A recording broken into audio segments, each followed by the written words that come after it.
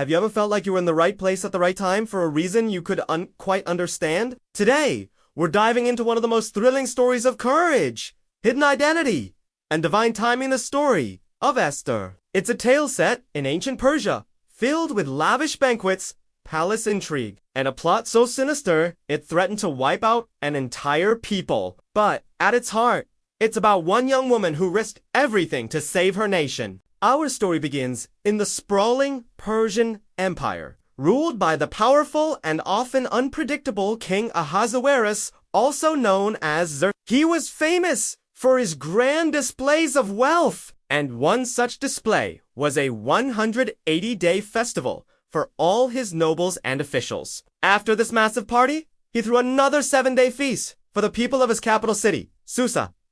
During this final celebration, the king, a bit to merry from the wine, ordered his Queen Vashti to appear before his guests to show off her beauty. But Queen Vashti refused. This was an unprecedented act of defiance. Humiliated and furious, King Ahasuerus consulted his advisors. They feared Vashti's rebellion would inspire other women in the kingdom to disobey their husbands. So, they made a drastic decision. Vashti was to be deposed. She would no longer be queen.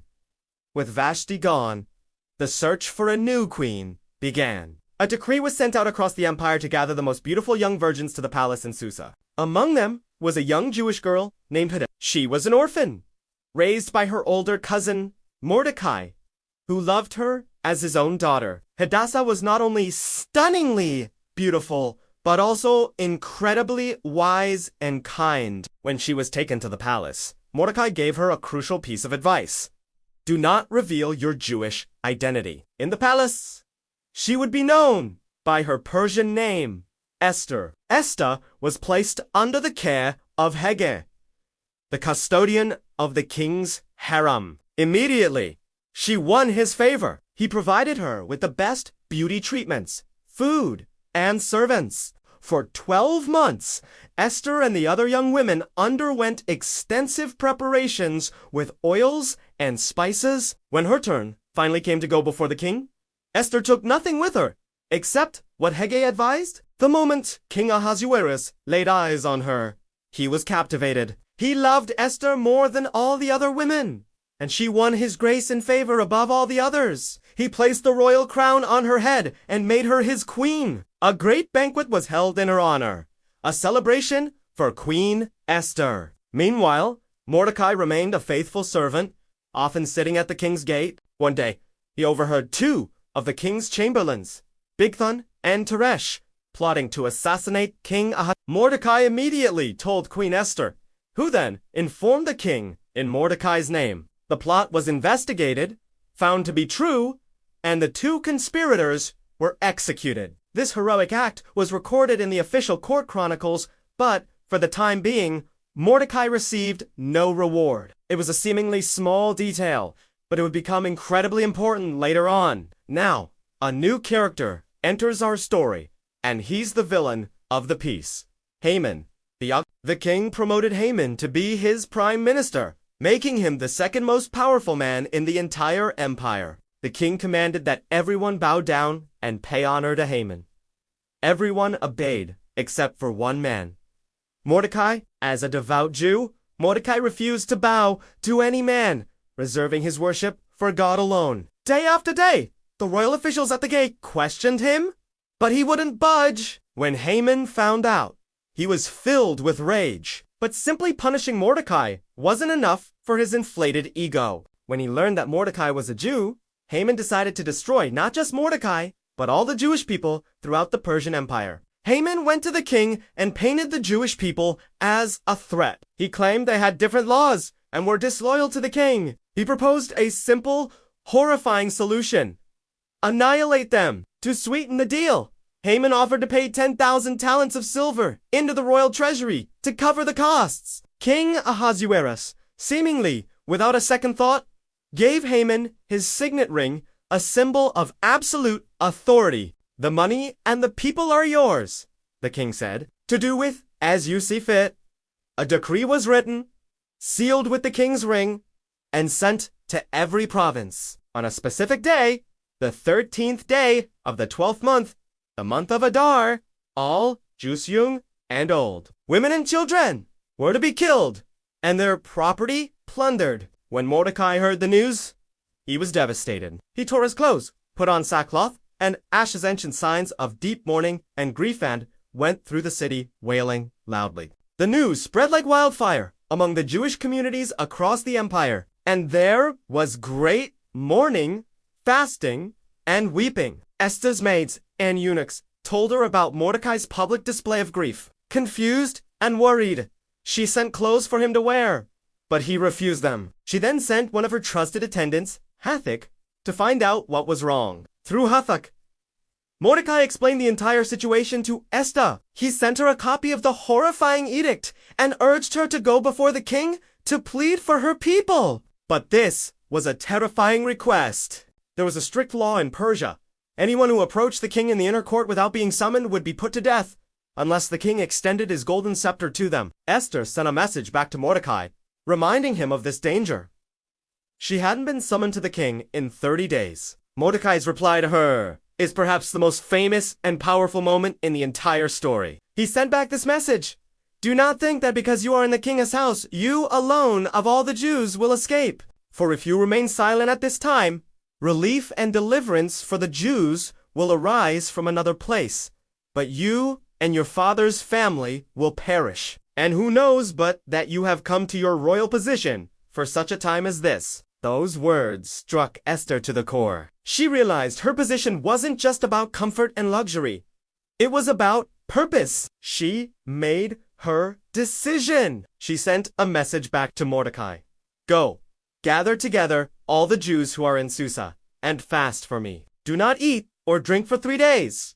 Night or day, I and my attendants will fast as you do. When this is done, I will go to the king, even though it is against the law. And if I perish, I perish."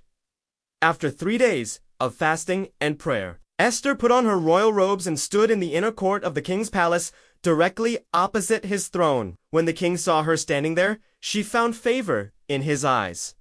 He held out the golden scepter. Esther approached and touched the tip of the scepter. The king asked, "What is it, Queen Esther?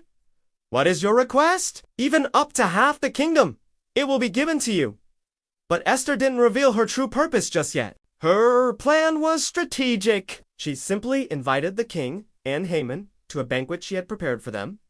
The king agreed. At the banquet, Haman was feeling on top of the world. He was feasting with the king and queen. But on his way home, he saw Mordecai at the king's gate, still refusing to bow. All his joy turned to ash. He went home and vented to his wife, Zeresh, and his friends. They gave him a wicked suggestion: build a gallows 75 feet high, and in the morning, ask the king for permission to hang Mordecai on it. Haman loved the idea and had the gallows built immediately. That very night, a twist of fate occurred. The king couldn't sleep. He ordered the book of the Chronicles, the official records of his reign, to be brought and read to him. As the scribe read, he came to the part about Mordecai uncovering the assassination plot.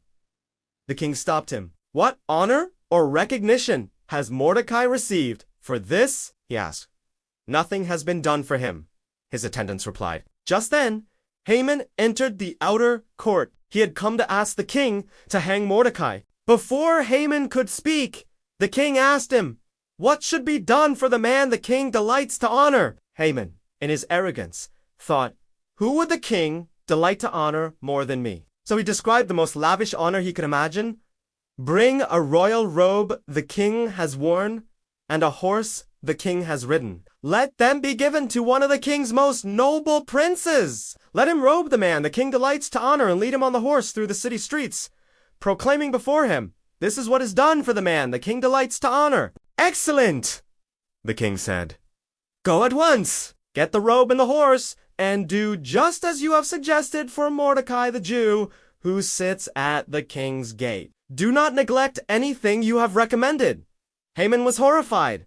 He had no choice but to obey. He took the robe and the horse, found Mordecai, and led him through the city, shouting the proclamation he himself had devised. Afterward, Haman rushed home, his head covered in shame and humiliation. That same day, they all went to Esther, ese secando banquet. Again, the king asked, Queen Esther, what is your petition? It will be given you.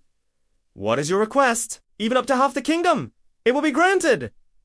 This time, Esther was ready. If I have found favor with you, your majesty, and if it pleases you, grant me my life. This is my petition. And spare my people. This is my request. For I and my people have been sold to be destroyed, killed, and annihilated. The king was stunned. Who is he? Where is the man who has dared to do such a thing? Esther replied, The adversary, an enemy, is this vile Haman. Haman turned pale with terror. The king, enraged, stormed out into the palace garden. Haman stayed behind and fell on the couch where Esther was reclining, begging for his life. At that exact moment, the king returned. Seeing Haman on the couch with the queen, he roared, Will he even molest the queen while she is with me in the house? As the words left his mouth, the king's guards covered Haman's face. Then, one of the eunuchs pointed out, Look! A gallows 75 feet high stands by Haman's house. He had it made for Mordecai. The king gave a simple command, hang him on it. So Haman was executed on the very gallows he had built for Mordecai. But the danger wasn't over. The king's original decree could not be revoked. So King Ahasuerus gave his signet ring to Mordecai and told Esther and him to write a new decree in the king's name. The new edict granted the Jews in every city the right to assemble and protect themselves, to destroy any armed force that might attack them, and to plunder the property of their enemies. This new decree was sent out with the same speed as the first one. When the 13th day of Adar arrived, the Jews defended themselves against their enemies. Instead of being a day of destruction, it became a day of victory and deliverance. To celebrate this incredible turn of events, Mordecai and Esther established the festival of Purim, a time of feasting and joy, of sending gifts to one another and giving to the poor. It's a celebration that continues to this day. Mordecai became the king's second in command, working for the good of his people. And Esther, the orphan girl who became a queen, is remembered as a hero who found her courage for such a time as this. Her story shows us that we never know when we might be placed in a position to make a profound difference. It reminds us to have courage, to speak up against injustice, and to trust that even in the darkest of times, there is hope for deliverance. Thanks so much for watching. If you enjoyed this story, don't forget to hit that like button and subscribe for more deep dives into history as most epic tales. See you next time!